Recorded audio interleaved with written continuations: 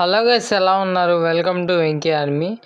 ఈ వీడియో నుంచి నేను మాంగా సోలో లెవెలింగ్ రాగ్నరోక్ని ఎక్స్ప్లెయిన్ చేయబోతున్నా. నచ్చితే లైక్ చేయండి, సబ్స్క్రైబ్ చేయండి. ఈ ఓన్లీ రూల్ చేసే సుప్రీం బీయింగ్స్ వీళ్ళు ఏం చేస్తారు? వీళ్ళు ఓన్లీ రూల్ చేయడంతో పాటు అందులోని వాళ్ళు క్రియేట్ చేసిన క్రియేషన్స్తోనే ఆడుకుంటారు. వాటిని ఒకటి డిస్ట్రాయ్ చేసుకుంటే ఆ ఫైటింగ్ని చూసి ఎంజాయ్ చేస్తారు. కానీ వాళ్ళు అనుకోని సిచ్యువేషన్ ఒకటి జరిగింది. ఒక క్రియేషన్ చేత తన సుప్రీం బీయింగ్ కిల్ చేయబడ్డారు. అందరు సుప్రీం బీయింగ్స్ ఒక చాట్ చేరారు. ఇప్పుడు మనం ఏం చేద్దాం? సుప్రీం బీయింగ్ క్రియేషన్ ద్వారా అంతమొందించబడ్డాడు కాబట్టి ఇక మనకి వేరే దారి లేదు. ఆ క్రియేషనే ఆ సుప్రీం బీయింగ్ అవ్వాలని. ఇటు ఓపెన్ చేస్తే మనకు ఒక కాలేజ్లో కుర్రాడిని చూస్తాం. ఇతని పేరు సువో. ఇతను మన జిన్వో కొడుకు. తన ఫ్రెండ్స్కి చెప్తాడు, నేను ఆక్స్ఫర్డ్ ఆర్ట్స్ కాలేజ్లో సీట్ సంపాదించానని. అక్కడ ఉన్న అందరికీ చెప్తాడు. అందరూ హ్యాపీగా ఫీల్ అవుతారు. అక్కడి సంచల్ అని ఒక అతను వస్తాడు. ఇతను మన సువో రైవల్. కాలేజ్లో నువ్వు నాకు అడ్డుపడ్డావు, ఈ గ్రాడ్యుయేషన్లో అయినా నేను నిన్ను నా బెడద నుంచి వదిలించుకుంటా అని సువో మీద అటాక్ చేస్తాడు. సువో దాన్ని తప్పించుకొని ఒక కిక్కిస్తాడు. ఈ గ్రాడ్యుయేషన్ అయినా నిదానంగా కంప్లీట్ చేద్దాం, నువ్వు గొడవ పెట్టద్దు అంటాడు. కానీ సువో అనుకోనిది జరుగుతుంది. తను అలా అటాక్ చేసిన సంచల్కి ఇప్పుడు ఏమీ కాదు. తన ఫిస్ట్ అనేది మెరుస్తూ ఉంటుంది సంచల్ది. తను రేజ్లో ఉంటాడు. తను సువో మీద అటాక్ చేస్తాడు. సువో తప్పించుకుంటాడు. కానీ అది పక్కన ఉన్న లాకర్కి తగులుతుంది. దానిలో ఒక హోల్ పడుతుంది.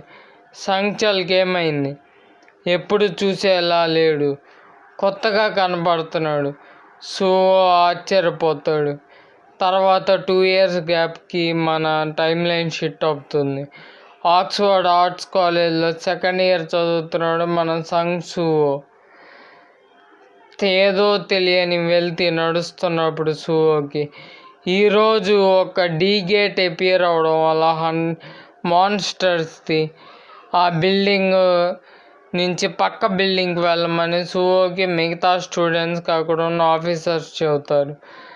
సువో ఆలోచిస్తూ ఈ గేట్స్ వచ్చినప్పటి నుంచి 3 ఏళ్ళ బట్టి వీటిలో మాన్స్టర్స్ ఉంటాయి. వీటిని అటాక్ చేయడానికి మానా అని ఒక పవర్ కావాలి. అట్లా అవేక్ చేసిన ఒక అతను హంటర్ అసోసియేషన్ని క్రియేట్ చేశాడు. ఈ వరల్డ్లో ఇప్పుడు అవేకెన్, నాన్ అవేకెన్ అని ఇద్దరు మాత్రమే ఉన్నారు. అవేకెన్ మాన్స్టర్స్ని ఓడేయడం వల్లే మాలాంటి నాన్ అవేకెన్ బతుకుతున్నారు. మనం ఇందాక సంచల్ దగ్గర చూసింది అదే. ఇలా ఆలోచిస్తూ తనకి ఏం తెలియకుండానే సువో ఒక డ్రాయింగ్ వేస్తాడు.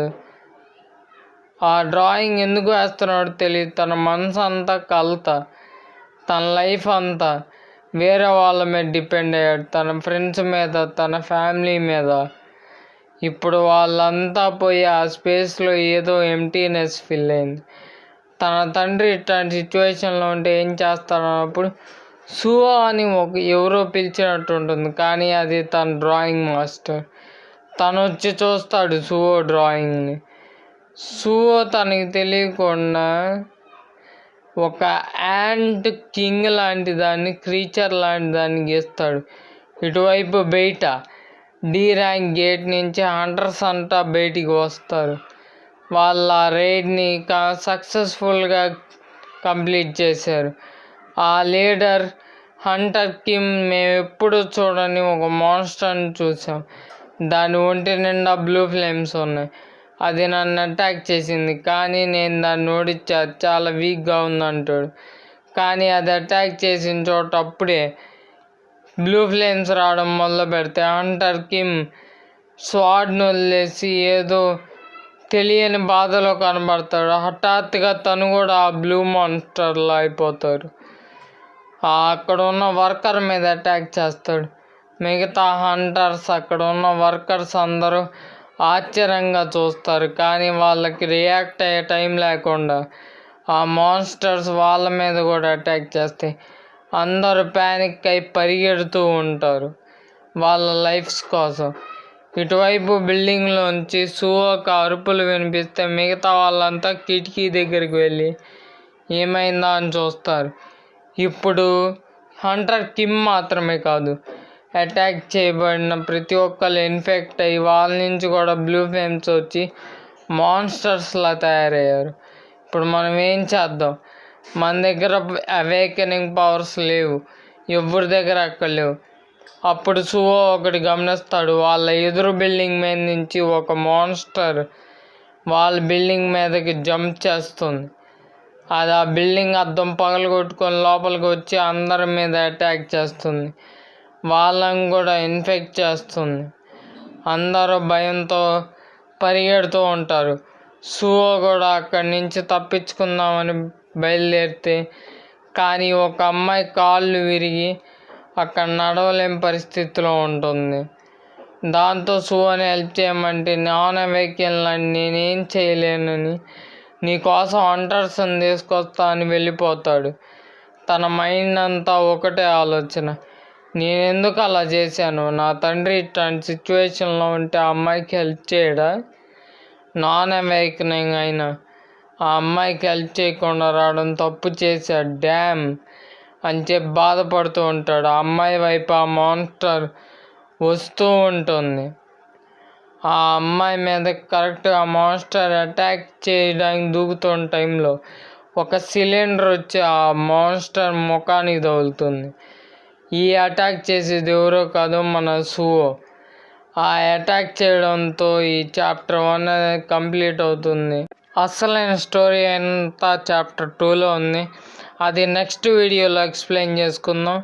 సువో అలా అటాక్ చేసినప్పుడే ఫస్ట్ టైం తను కూడా తన పవర్స్ని అవేకన్ చేసి ఒక కంప్యూటర్ మెసేజ్ చూస్తాడు. దాంతో ఈ చాప్టర్ ఎండ్ అవుతుంది. Thank you for watching.